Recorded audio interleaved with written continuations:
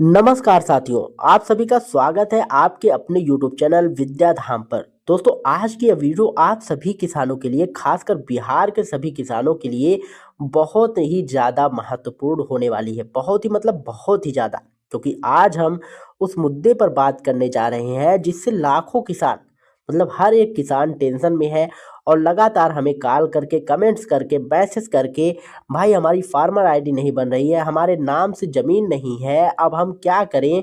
क्या हमारा पीएम किसान का पैसा रुक जाएगा? क्या 22वीं किस्त नहीं मिलेगी? क्या आगे कोई भी सरकारी योजना का फ़ायदा नहीं मिलेगा? आखिर कैसे मिलेगा?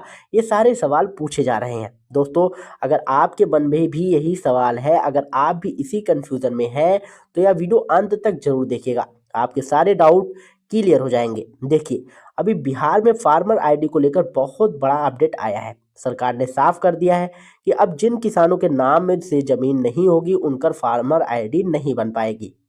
और अगर फार्मर आईडी नहीं बनेगी तो धीरे धीरे सारी योजनाओं से आप बाहर हो जाएंगे। पीएम किसान हो, बीज अनुदान हो, खाद अनुदान हो, फसल बीमा हो या कोई भी नई स्कीम आए, सब कुछ फार्मर आईडी से लिंक होगी। अब सवाल उठता है कि भाई बिहार में 60 से 70% लोग ऐसे हैं जिनकी ज़मीन उनके दादा के नाम है, परदादा के नाम है, उनके दादा के नाम है, कहीं चाचा और ताऊ के नाम है, तो कहीं संयुक्त खाता है, कहीं बंटवारा ही नहीं हुआ है।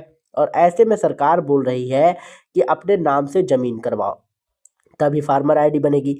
अब आप खुद सोचिए, क्या यह इतना आसान है कि 10 से 15 दिन में बंटवारा हो जाएगा? क्या 10 दिन में नामांतरण हो जाएगा? क्या सीईओ साहब तुरंत साइन कर देंगे? क्या बिना चढ़ावा दिए काम हो जाएगा? यही तो असली सवाल है। दोस्तों, मैं आपको बहुत ही साफ शब्दों में बता रहा हूँ कि फार्मर आईडी के लिए अब बहुत कुछ ज़रूरी है।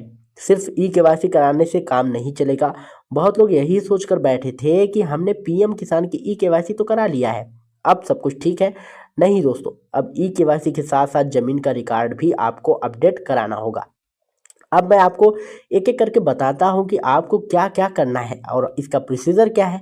सबसे पहली बात, अगर आपकी ज़मीन दादा परदादा या किसी और पूर्वज के नाम है तो आपको नामांतरण कराना ही पड़ेगा। नामांतरण क्या होता है? तो नामांतरण उस ज़मीन को कानूनी रूप से आपके या आपके पिता के नाम पर ट्रांसफ़र कराना होगा। अब इसमें बहुत लोग सोचते हैं, बोलते हैं कि भाई हम अकेले बेटे हैं, फिर भी हमें नामांतरण क्यों कराना पड़ेगा? तो सुनिए, चाहे आप अकेले बेटे हों या 4 भाई हों, नामांतरण ज़रूरी है। अपने आप कुछ भी ऑटोमेटिक नहीं होता है। दूसरी चीज़, आपको वंशावली बनवानी होगी। अब वंशावली क्या होता है? तो वंशावली परिवार का पूरा एक पेड़, यानी कि बोले तो कौन किसका बेटा है, कौन किसका पोता है, सब कुछ वंशावली में आप जो है बनवा सकते हैं अपने गांव के सरपंच से या फिर अंचल कार्यालय से। अब तीसरी चीज़, अगर परिवार में कई लोग हैं जैसे चाचा, ताऊ, भाई, कजिन, तो आपको बंटवारा कराना होगा और यह बंटवारा शेड्यूल के रूप में तैयार किया जाएगा, यानी किसके हिस्से में कितनी ज़मीन आई, कौन सा प्लाट किसे मिला, सब कुछ लिखित में होगा। यह बंटवारा आपसी सहमति से भी हो सकता है और कोर्ट के माध्यम से भी हो सकता है, लेकिन बिना बंटवारे के फार्मर आईडी का रास्ता बहुत ही मुश्किल ही नहीं बल्कि नामुमकिन है। चौथी चीज़, आपको शपथ पत्र बनवाना होगा। ये शपथ पत्र एसडीओ के माध्यम से ही बनता है या फिर किसी अच्छे वकील से मिलकर आप बनवा सकते हैं। इसमें लिखा होगा कि आप ही असली उत्तराधिकारी हैं, जिन जमीन पर आपका ही हक है, कोई विवाद नहीं है। पांचवी चीज, अगर जिनके नाम से जमीन है उनकी मृत्यु हो चुकी है तो उनका मृत्यु प्रमाण पत्र भी लगाना होगा। अब ये सारे डॉक्यूमेंट्स जब तक पूरे नहीं होंगे तब तक आपका नामांतरण नहीं होगा, और जब तक नामांतरण नहीं होगा तब तक आपके नाम से जमाबंदी नहीं बनेगी, और जब तक जमाबंदी नहीं बनेगी तब तक फार्मर आईडी नहीं बनेगी। अब बात आती है उन लोगों की जिनका रिकॉर्ड ऑनलाइन नहीं है। बहुत लोग ऐसा है कि जिनका लगान ऑफलाइन करता है, मतलब रसीद तो मिलती है लेकिन ऑनलाइन पोर्टल पर उनका नाम नहीं दिखता। ऐसे लोगों को परिमार्जन करवाना पड़ेगा। परिमार्जन का मतलब अपने जमीन का रिकॉर्ड को सुधारना, जैसे कि नाम की स्पेलिंग गलत है, पिता के नाम की स्पेलिंग गलत है, खाता खसरा में 00 दिखा रहा है, रकबा गलत है, चौहद्दी गलत है, ये सब सही करवाना होगा।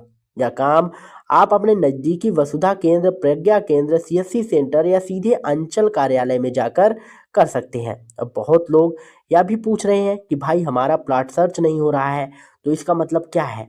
कहीं ना कहीं आपके रिकॉर्ड्स में गलती है। जब तक वो गड़बड़ी ठीक नहीं होगी तब तक फार्मर आईडी नहीं बनेगी। और हाँ, अभी जो अपडेट आ रहा है उसके अनुसार गैर रियायत किसानों का फार्मर आईडी फिलहाल नहीं बन रहा है, यानी जो भी जमीन के मालिक नहीं है, जो सिर्फ पटाई पर खेती करते हैं, उनका फार्मर आईडी अभी क्लियर नहीं है। अब दोस्तों यहाँ पर सरकार से एक सवाल पूछना चाहता हूँ, इतने कम समय में यह सब काम कैसे होगा?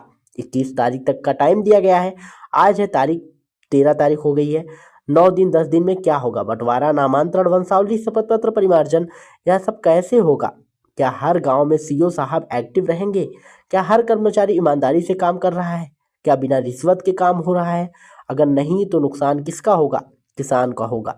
इसलिए दोस्तों इस वीडियो को सिर्फ देखने के लिए नहीं बल्कि इस वीडियो को शेयर करने के लिए भी आप लोग इस वीडियो को देखिए। जितना ज़्यादा हो सके उतना शेयर कीजिए। आपकी आवाज़, किसानों की आवाज़ ज़्यादा पहुंचनी चाहिए, ज़्यादा दूर तक गूंजनी चाहिए। अगर आप चाहते हैं कि सरकार इस नियम में ढील दे, टाइम बढ़ाए या कोई आसान तरीका निकाले, तो इस वीडियो को हर जगह शेयर कीजिए। और दोस्तों नीचे आपको हाइप का ऑप्शन दिखेगा, ज़्यादा से ज़्यादा हाइप दीजिए ताकि ये वीडियो सरकार तक पहुंच सके।